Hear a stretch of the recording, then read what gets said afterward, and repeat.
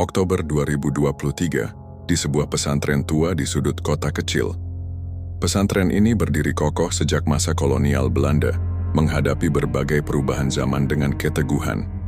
Meski usianya sudah berpuluh-puluh tahun, bangunan ini tetap mempertahankan arsitekturnya yang khas, dengan dinding-dinding tebal dan halaman yang luas. Namun di pojok terjauh dari pusat aktivitas pesantren, terdapat sebuah kamar santriwati yang dikenal dengan nama Kamar Pojok.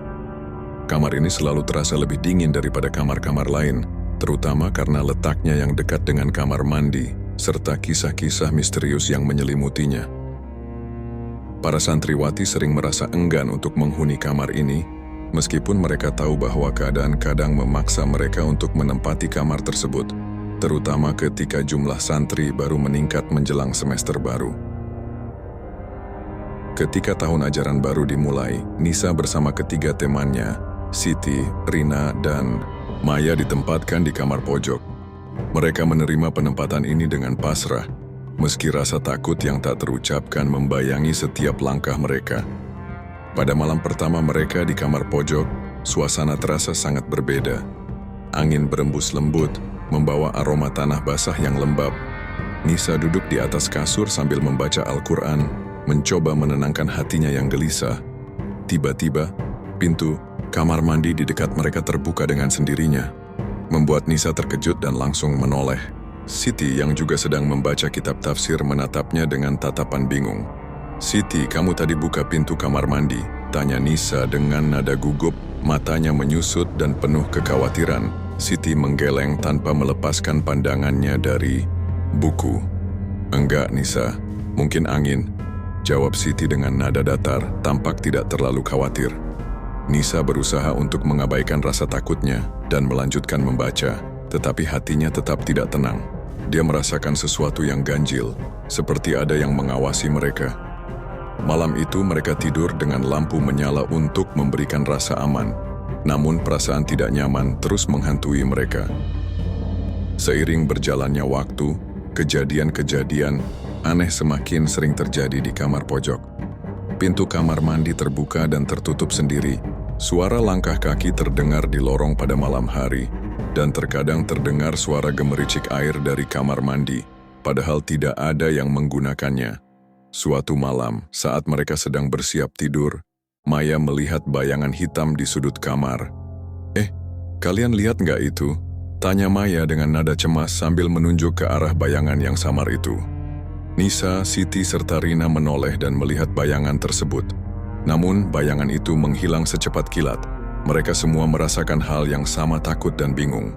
Mereka saling berpegangan tangan, mencoba mencari kekuatan dari satu sama lain. Ketidakpastian dan ketakutan mulai meresap ke dalam hati mereka. Pada suatu malam yang lebih menyeramkan, kejadian puncak terjadi sekitar pukul 2 dini hari. Nisa terbangun karena mendengar suara bisikan halus di telinganya. "Nisa, tolong aku." Suara itu terdengar begitu nyata dan membuatnya merinding. Dia duduk di tempat tidur berkeringat dingin dan melihat sekeliling kamar. Semua temannya sedang tidur nyenyak, tidak menyadari apa yang terjadi. Nisa mencoba membangunkan Siti. "Siti, bangun. Aku dengar suara aneh," kata Nisa.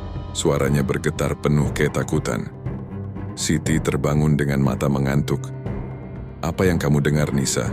tanyanya dengan suara serak, matanya setengah terbuka. "Aku dengar suara bisikan, kayak ada yang minta tolong," jawab Nisa, matanya penuh dengan kecemasan. Siti terlihat bingung dan mencoba meyakinkan Nisa. "Mungkin kamu mimpi buruk, Nisa. Yuk, kita tidur lagi," kata Siti dengan nada menenangkan, meski suaranya penuh keletihan. Akan tetapi, sebelum mereka bisa kembali tidur, suara itu terdengar lagi. Kali ini lebih keras. "Nisa, tolong aku." Suara itu terdengar sangat dekat, seolah berasal dari dalam kamar mereka. Mereka semua terbangun dan ketakutan melanda mereka. Rina, yang biasanya berani, pun tampak pucat ketakutan. Suara bisikan itu terus berlanjut, kali ini disertai dengan suara tangisan pelan yang semakin mendalam. Mereka semua saling memandang, tidak tahu harus berbuat apa. Tiba-tiba pintu kamar mandi terbuka dengan keras menimbulkan susra berdebun yang menggema di seluruh kamar. Mereka menjerit dan berlari keluar kamar, mencari pertolongan di tengah malam yang mencekam. Para ustazah dan santri lain segera berdatangan setelah mendengar jeritan mereka. Ustazah Aisyah, yang paling senior di pesantren, mencoba menenangkan mereka. "Tenang anak-anak, apa yang terjadi?" Tanyanya dengan lembut, mencoba meredakan kepanikan. Nisa lantas menceritakan semua yang terjadi. Ustazah Aisyah tampak serius mendengarkan, dan wajahnya berubah muram setelah mendengar cerita tersebut. "Kita harus berdoa bersama. Kamar itu memang punya sejarah kelam. Dulunya ada santriwati yang meninggal di sana karena sakit parah.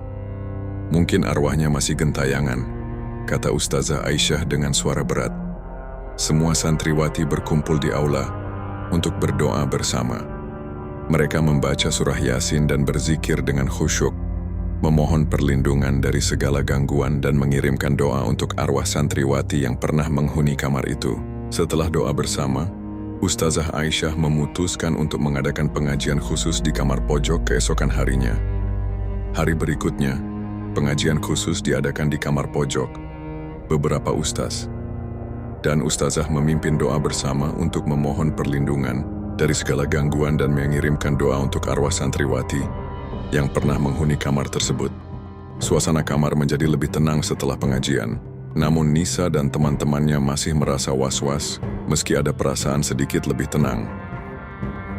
Setelah pengajian, mereka kembali ke rutinitas sehari-hari dengan hati yang sedikit lebih tenang. Namun kejadian-kejadian aneh belum sepenuhnya berhenti. Suara-suara Anj masih terdengar sesekali, meski tidak seintens sebelumnya. Mereka memutuskan untuk tetap bersabar dan terus berdoa, berharap arwah tersebut menemukan kedamaian. Beberapa minggu kemudian pesantren mengadakan acara besar untuk memperingati hari jadi pesantren. Semua santri sibuk dengan persiapan dan suasana kembali meriah. Nisa, Siti, Rina, dan Maya ikut membantu dengan semangat, meskipun bayangan kejadian di kamar pojok masih menghantui mereka. Pada malam puncak acara, seorang tamu istimewa datang. Dia adalah seorang kiai terkenal bernama Kiai Abdullah, yang masyhur memiliki kemampuan untuk berkomunikasi dengan makhluk gaib. Kiai Abdullah diminta oleh pimpinan pesantren untuk memeriksa kamar pojok. Setelah mengamati dan merasakan energi, di kamar itu Kiai Abdullah memberikan pandangannya dengan suara tenang. "Ada energi yang kuat di sini," katanya dengan nada penuh rasa empati. "Arwah santriwati itu masih terperangkap di antara dunia kita dan alamnya. Dia tidak bisa tenang karena ada sesuatu yang belum terselesaikan." Nisa, yang merasa penasaran, memberanikan diri bertanya, "Apa yang bisa kita lakukan, Kiai?" Tanyanya dengan nada penuh harap, matanya memancarkan rasa ingin tahu. Kiai Abdullah tersenyum lembut dan menjelaskan, "Kas harus mencari tahu apa yang mengikat arwahnya di sini. Mungkin ada benda atau kenangan yang membuatnya tidak bisa pergi." Setelah melakukan penyelidikan lebih lanjut, mereka menemukan sebuah buku harian tua di dalam salah satu lemari santri di kamar pojok. Buku itu ternyata milik santriwati yang meninggal di kamar tersebut. Dalam buku harian itu, terungkap bahwa santriwati tersebut meninggal dengan perasaan menyesal karena tidak sempat meminta maaf kepada sahabat terdekatnya. Dia merasa bersalah karena pernah berbuat kesalahan besar yang tidak pernah dia perbaiki. Kiai Abdullah memimpin doa khusus untuk mengirimkan pesan maaf dan kedamaian kepada arwah santriwati ternebur. Doa itu dilakukan dengan khusyuk, dihadiri oleh semua santri dan ustaz di pesantren. Mereka berharap arwah santriwati itu bisa menerima maaf dan menemukan kedamaian yang telah lama dicari. Setelah doa khusus tersebut, suasana di kamar pojok menjadi lebih tenang. Suara-suara aneh berhenti, dan pernaan dingin yang selama ini menyelimuti kamar tersebut perlahan menghilang. Nisa dan teman-temannya merasa lega, meskipun kejadian itu akan selalu menjadi bagian dari kenangan mereka. Kehidupan di pesantren kembali berjalan normal. Nisa, Siti, Rina, dan Maya semakin erat sebagai sahabat terikat oleh pengalaman menegangkan yang mereka hadapi bersama.